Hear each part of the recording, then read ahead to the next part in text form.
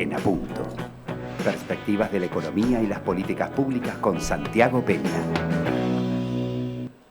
Santiago Peña, ¿cómo estás? Muy buenos días, Augusto, al equipo y toda la audiencia de la 970 y el canal GEN. Un gusto estar nuevamente en este espacio que tengo que reconocer que cumplo un doble rol, ¿verdad? Porque en mis ratos libres soy analista económico, ¿verdad? Y a veces me toca hablar con otros medios, pero sabemos que los miércoles 9 a.m. estoy en A Punto, el miércoles de Peña, también, ¿verdad? Entonces a mis compañeros de mesa, que obviamente esto puede generar alguna incomodidad, en mis ratos libres también soy analista económico. Ataque de celos, ataque de celos. Pero yo sé en qué equipo juego y cuál es la Muchas camiseta. gracias. Y Dios quiera que el Club Olimpia nos dé una felicidad el clásico. Sí, ya nos estamos preparando. Te referís al juego a nivel nacional, ¿sí?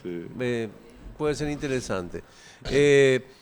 Santi, en serio te pregunto, ¿te ofrecieron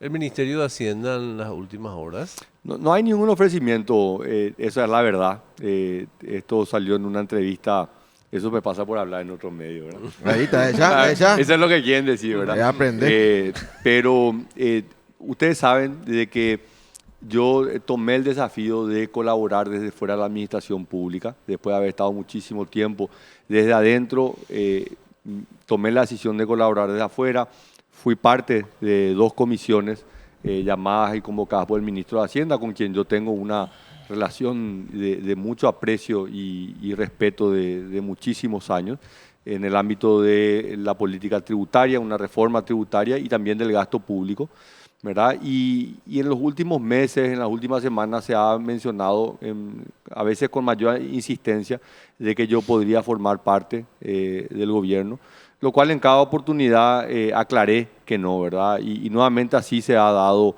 en esta oportunidad. Ante los rumores salí a aclarar, y no porque no quiera colaborar, sino porque siento de que lejos de poder colaborar desde adentro voy a ser como un salvavidas de plomo, ¿verdad? De que pueda ayudar mucho más desde afuera.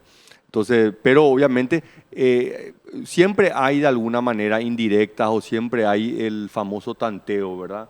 Entonces, eso se puede interpretar de muchísimas maneras. Yo lo puedo interpretar capaz de manera errónea, ¿verdad?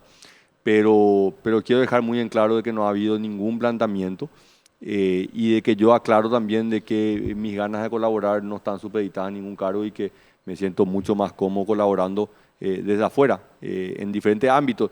Y nuevamente creo que mi rol y mi colaboración en todo este barullo político se concentró en algo que para mí fue impensado, ¿verdad? Ustedes saben que yo he sido un asiduo participante a través de las redes sociales y es impresionante cómo los tweets sobre temas económicos tienen poca repercusión, pero el día domingo se rompió un mito, ¿verdad? Y realmente mis redes sociales tuvieron una enorme repercusión sobre una serie de tweets, un hilo que abrí. Hemos leído y te vamos a pedir que nos hables de sobre el tema económico, ¿verdad? Yo decía, mira, podemos tener nuestras diferencias políticas, pero lastimosamente mientras acá hay un circo romano, ¿verdad? Hay una audiencia enorme que está alrededor mirando y que está pasando muy mal y que está sufriendo realmente. La economía está pasando por un momento difícil y si en nuestra historia reciente, los últimos 20 años, hubo un momento donde la economía necesitaba de una estabilidad política, es este. No ha habido un momento más difícil que estamos viviendo en el ámbito económico. Entonces, esta inestabilidad política realmente nos está viniendo en el peor momento y tenemos que tratar de recomponerlo lo más rápido posible y mirar para adelante. Pero antes de mirar para adelante también supone, por ejemplo, tratar de entender cuáles pueden ser las consecuencias de esta crisis en la economía. Y no es cualquier crisis, es una crisis en la que se está mencionando si el propio ministro de Hacienda continúa o no en el cargo. Después en el mismo paquete te pregunto también qué opinás sobre ese debate, digamos, ¿no? ¿Conviene o no conviene que sea benigno o sea quien sea, el ministro de Hacienda en este momento sea apartado? Y lo otro, ¿qué implicancias puede tener esta crisis en la economía? Sí, a ver, yo creo que Paraguay ha hecho un enorme avance en materia institucional en dos áreas, en el Banco Central y en el Ministerio de Hacienda. Hoy ambas instituciones están de alguna manera blindadas técnicamente con personas de alto nivel técnico y que sabemos que van a defender los intereses del Paraguay desde ambos ámbitos. Entonces, el caso del Ministerio de Hacienda y el rol que ha tomado el ministro de Hacienda, quien yo he dicho, para mí es la mejor persona que tiene este gobierno, lastimosamente ha sido muy atacado, muy cuestionado, no necesariamente por su rol en el Ministerio de Hacienda, sino que ha sido atacado por su rol anterior, en el cual yo formé parte del gobierno, siendo ministro y el presidente del IPS, y también por su rol en otras discusiones y responsabilidades más amplias. Entonces, lastimosamente, él carga sobre sus hombros la responsabilidad de administrar la institución más impopular, que es el Ministerio de Hacienda, pero también la responsabilidad de ser el hermano mayor del presidente de la República. Y hoy el problema más grande viene por ese lado. Entonces, creo que estamos en una encrucijada, el gobierno está en una encrucijada que tiene que resolver. Yo no tengo duda de que la contribución de Benigno López en este gobierno no está supeditado a su rol de ministro de Hacienda. Él puede continuar colaborando y lo va a seguir haciendo y así lo ha dicho, ¿verdad? No tiene ningún apego al cargo. Yo lo que creo es que el gobierno tiene que hacer un golpe de timón muy fuerte. ¿Hacia dónde? Y realmente tiene que hacer el golpe de timón hacia adelante, ¿verdad? Porque te puede gustar un poco más a la derecha, un poco más a la izquierda, pero lo que yo veo es que este barco ha ido en retroceso a lo largo de estos 11 meses, ¿verdad? Y hoy analizamos esta crisis política que está, pero en realidad esto es la consecuencia de decisiones políticas que ha tomado el presidente de la República a lo largo de estos 11 meses, ¿verdad? Y nuevamente digo esto con muchísima humildad, lo hemos hablado. Me gustaban las designaciones en el Banco Central del Ministerio de Hacienda, no me han gustado las designaciones en las binacionales y el resultado de eso es lo que hoy estamos viendo. O sea, acá el problema no es qué mala suerte que tuvimos, no. Llegamos a esta situación como consecuencia de decisiones que se han tomado, ¿verdad? Sí. Y hablábamos hace un rato, fuera del aire, de una situación que acá Mike ya me dice, yo venía alertando de eso, ¿verdad? Nosotros hoy miramos con desparpajo el caso de los chats, ¿verdad? Y lo que dice un medio sobre el chat y lo que publicó, pero acá estamos hablando del teléfono personal del presidente de la República, que alguien tuvo acceso a esas comunicaciones, ¿verdad? En realidad, acá hay un problema mucho más grave que es la seguridad del presidente y a ver quién de su entorno compartió eso con un medio de comunicación con un objetivo, obviamente, comunicacional, ¿verdad? Entonces, yo creo que hay muchas veces nosotros analizamos ya las consecuencias y no el origen que le llevó a ese problema. Claro, no, pero tiene que ver con una cuestión de seguridad, tiene que ver con un montón de situaciones. Además se normaliza una cuestión que tendría que ser absolutamente escandalosa. O sea, que te llegue un mensaje del teléfono del presidente. Ahora, quería volver un poco a lo anterior porque quiero aprovecharte también, no solamente desde tu perfil, así como le escuchamos a, no sé, a Pedro Aliana y a otros actores que escuchamos a Kennedy desde la oposición hace un rato o ayer sobre lo mismo. ¿Cuál es tu mirada desde las políticas públicas? No ya de lo estrictamente político, no de la relación entre Cartes y Marito, sino desde las políticas públicas. Estamos a una semana del cierre del primer año. ¿Qué políticas públicas te parece que son deficitarias de este primer año que tienen que cambiar? Y quizás también en la titularidad de esas políticas.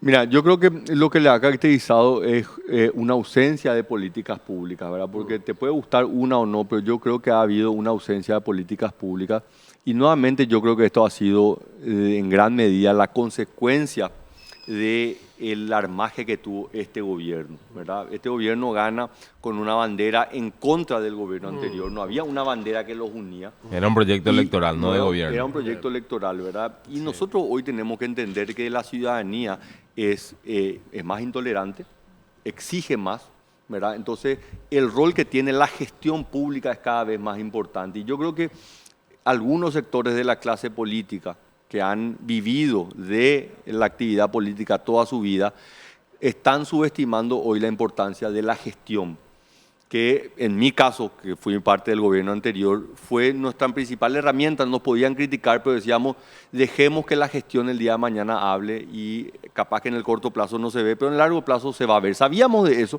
porque le dábamos importancia a la gestión, a cómo mejorar el gasto público, de cómo aumentar la recaudación sin aumentar los impuestos, reducir la evasión, nivelar el campo de juego, atraer inversiones, generar fuentes de empleo. Sabíamos que eso le llega a la gente, por más que la gente en el corto plazo no se da cuenta, le llega después a la gente.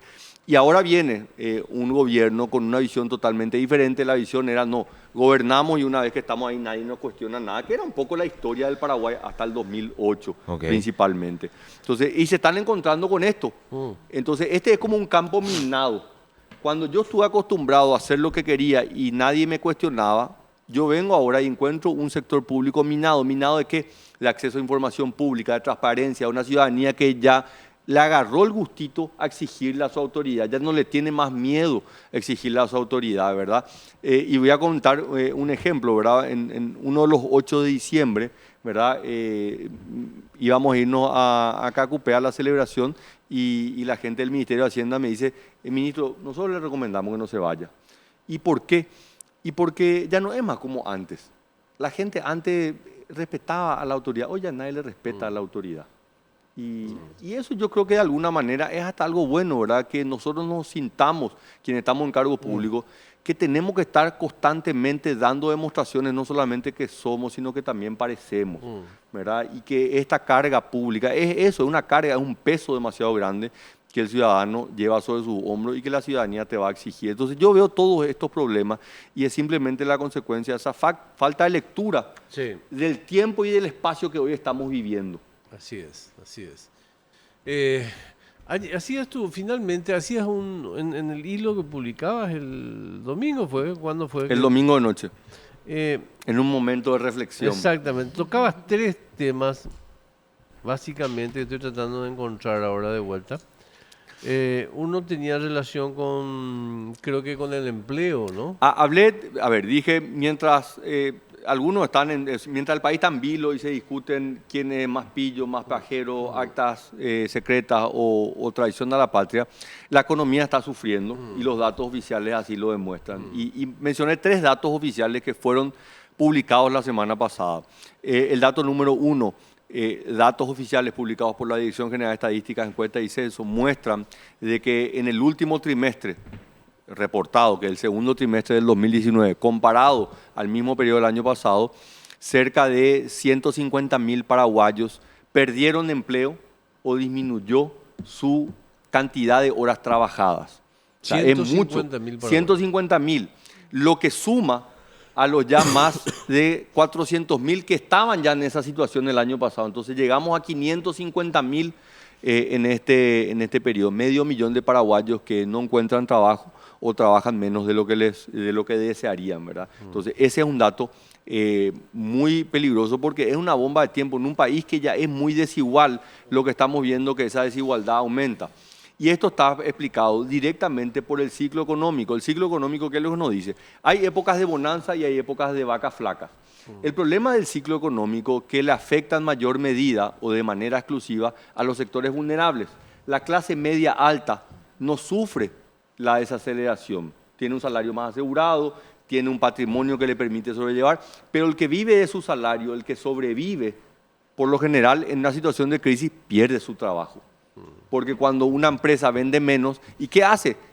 Termina echando a personas. Entonces, ese es el elemento número 1. El elemento número 2, el Banco Central reporta por segundo mes consecutivo una deflación. Y la deflación obviamente puede tener muchos elementos. Pudo haber pasado de que había aumentado el nivel de precio en un trimestre y bueno, después va ajustándose. Pero no es la realidad en nuestro país. En el caso de Paraguay y el momento que estamos viviendo, todo indica que esta deflación es un reflejo más de una economía que está agonizando.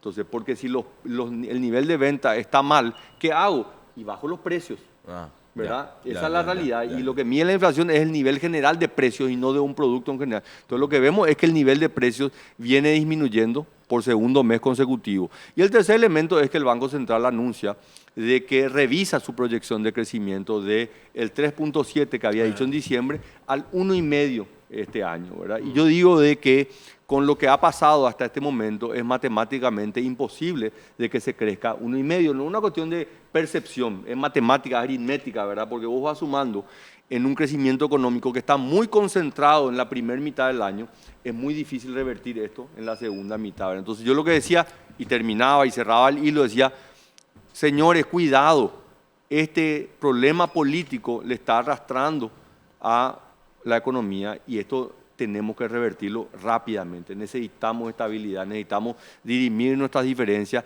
y poder sentarnos a trabajar, ¿verdad? Entonces, en otro momento también hablé de que el ser humano se mueve mucho por los incentivos, las motivaciones. Y nosotros tenemos una clase política principalmente que tiene de alguna manera su futuro asegurado. Tienen cargos públicos, cargos electivos. Entonces, este debate le genera un beneficio, están en la palestra. Pero el problema es que hay una ciudadanía, hay 7 millones de paraguayos que se están viviendo el día a día y están tratando de sobrevivir, ¿verdad? Y yo creo que a ellos tenemos que tratar de ayudar todos, sector público, sector privado, sociedad civil, medios de comunicación.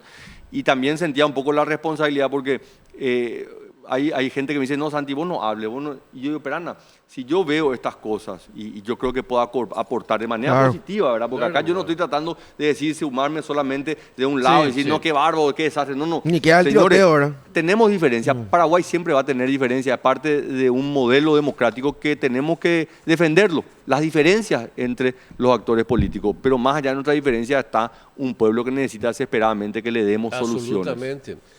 Don Santiago Peña, le agradecemos muchísimo de nuevo este miércoles, como todos los miércoles. ¿Alguien quiere contar algo? ¿Por qué le quiere echarle? No le he hecho, le digo que le agradezco muchísimo nomás. Falta que pongas polka. Eso, ya le agradecé. Ese ya, claro, la emoción para la fiesta. Yo quería plantear un temita más, si me permitís. No sé si da el tiempo para hablarlo, porque es medio largo. El tema, no, igual lo voy a plantear, de hecho. Ya que hablamos de democracia, ¿verdad? Claro. El debate que está generándose ahora entre la ARP, Agricultura, Cancillería, con respecto al tema del acuerdo con la Unión Europea. Hay una puja, pero durísima, porque el Brasil está planteando que el rubro de la carne sea dividido proporcionalmente a la cantidad de ganado que tiene, la cantidad de cabezas de ganado. Por otro lado, tenés otra gente que te dice, el Paraguay plantea 25% para cada uno de los socios, básicamente. Brasil, Argentina, Uruguay y Paraguay. Y hoy lo escuché al presidente de la ARP así, sin querer tirotear demasiado, ¿verdad?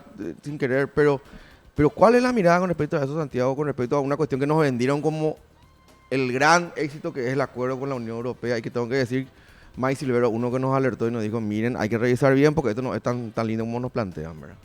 Sí, a ver, el objetivo yo creo que es noble, pero el diablo siempre está en los detalles, ¿verdad? Yo creo que chica del contrato. Yo creo que es fundamental y nuevamente es la gestión lo que va a determinar el éxito que vamos a tener. Y para tener una buena gestión tenemos que tener buenos jugadores que lleven adelante esa gestión.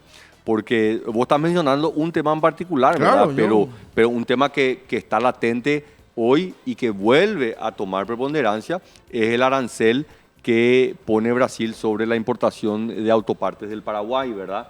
Y hoy nos damos cuenta que todo este entuerto de Itaipú también estaba todo ligado. O sea, hablamos de esto en este espacio y es importante volver a mencionarlo. Brasil venía apretando las clavijas y hoy tenemos evidencia. Claro. Hoy hay chats de autoridades que dicen, che, nos están enfriando, están en el freezer, nos están apretando, ¿verdad? Entonces yo creo que con más razón tenemos que unirnos y tenemos que ver qué es lo que le conviene al Paraguay y tenemos que luchar por aquello que le conviene al Paraguay y tenemos que ver quiénes son las personas que van a estar defendiendo esos intereses. Entonces yo no tengo duda de que el acuerdo con la Unión Europea es beneficioso para Paraguay, como un marco general. Pero después hay que ir a pelear. Hay que ir a pelear cada uno de los puntos y cada uno de los sectores, ¿verdad? Y acá no puede ser un toma y daca, ¿verdad? Vamos a darle a los ganaderos, pero vamos a quitarle a los industriales. No. Acá tiene que ser un proceso transparente. Agricultores. Porque volvemos a lo mismo. Hoy la ciudadanía ya no te tolera que vos tomes posiciones en beneficio de uno en detrimento de otro. Tenés que tener la capacidad de explicar por qué tomas estas decisiones y van a haber personas que te van a cuestionar. Por supuesto que sí, cualquiera que se vea afectado va a cuestionar, ¿verdad? Pero yo no creo de que el acuerdo de Mercosur sea perjudicial para Paraguay. Lo que negociemos dentro del acuerdo de Mercosur sí puede ser perjudicial, ¿verdad? Y lo mismo pasa con Itaipú. Hay mucha gente que dice, Itaipú realmente nos perjudicó. No, Itaipú es un marco, es la creación de una entidad binacional que es la principal herramienta de desarrollo que tiene Paraguay. Ahora, que nosotros negociemos mal los detalles, ella es nuestra responsabilidad, no es la culpa de los brasileros. Brasil va a defender Él va a jugar lo intereses, suyo, ¿verdad? va a jugar a sus intereses y obviamente estamos enfrentando a un país que tiene una cultura imperialista, ¿verdad? Y de alguna sabe lo que manera, quiere. de alguna guste o no. manera, yo creo que fue muy interesante todo este debate porque también salió a reflotar la misma posición que ha tenido históricamente Estados Unidos con el Brasil, que le ha dicho, Brasil, vos manejás, ese es tu patio trasero, Sudamérica, vos tenés que ser el que maneja. Y lastimosamente no hemos visto esa capacidad por parte del Brasil, ni siquiera de manejar su propio país, Sí. ¿verdad? Porque concordemos que están hace casi 10 años con un proceso de inestabilidad política también muy grande, ¿verdad? Eso, o sea, en Brasil los problemas empezaron ya en el 2009, que vienen arrastrando estos problemas. Vamos a inaugurar hoy. Vamos cerrando el bloque, pero vamos a inaugurar. ¿Qué tal si hacemos el chiste económico cada vez que vamos a cerrar este bloque? ¿En serio? Voy a pensar uno para la próxima. Yo soy muy malo para los Voy a chistes. tener que sacrificarme. Una señora va a la librería y pide un libro de contabilidad. Y el vendedor dice, debe haber. No. Pausa y ya volvemos, por favor, urgente. No, Sandro, por favor.